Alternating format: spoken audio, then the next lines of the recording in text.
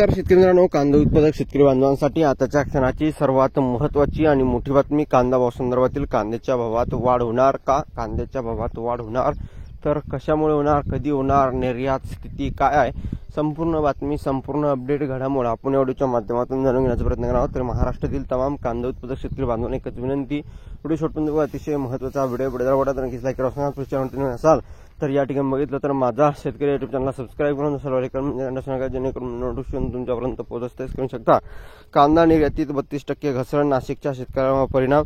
लासलगाव 2024-25 आर्थिक वर्षात भारताने कांदा निर्यात तब्बल 32% घटली आहे. 2023-24 मध्ये सुमारे 25.2 लाख टन निर्यात झाली होती, तर 2024-25 मध्ये ती 17.29 लाख टनावर आली आहे. त्यामुळे भारताच्या परकीय चलनात जवळपास 823 कोटी रुपयाची घट झाली आहे. नाशिक व महाराष्ट्रामधील घट. भारतीय एकूण कांदा निर्यातीपैकी जवळपास 70% निर्यात नाशिक जिल्हा व महाराष्ट्रातून होते. त्यामुळे या घटनेचा सर्वात मोठा फटका नाशिक, लासलगाव, पिंपळगाव बसवून तशा प्रमुख बाजारपेठेला बसला आहे. सध्याच्या आकड्यानुसार नाशिक जिल्ह्यातील कांदा निर्यात जवळपास 5.80 लाख टनाची घट झाली आहे. कांदा निर्यातीतील सातत्य ठेवण्यासाठी शासकीय धोरणाचे स्थैर्य, आधुनिक शेती व या ठिकाणी बघितलं साठवणूक तंत्रज्ञान, जागतिक बाजारपेठेची स्पर्धा याचा अभ्यास करून दीर्घकालीन उपाययोजना राबवणे अत्यावश्यक आहे.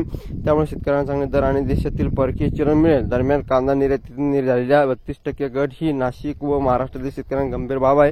जागतिक बाजारात भारताचा हिस्सा घटल्यामुळे या ठिकाणी बघितलं तर भारत सरकारने जलद गतीने निर्यात धोरण बदल करणे, स्थिर भाव नियंत्रण आणि आधुनिक प्रक्रिया केंद्र सुरू करणे आवश्यक आहे.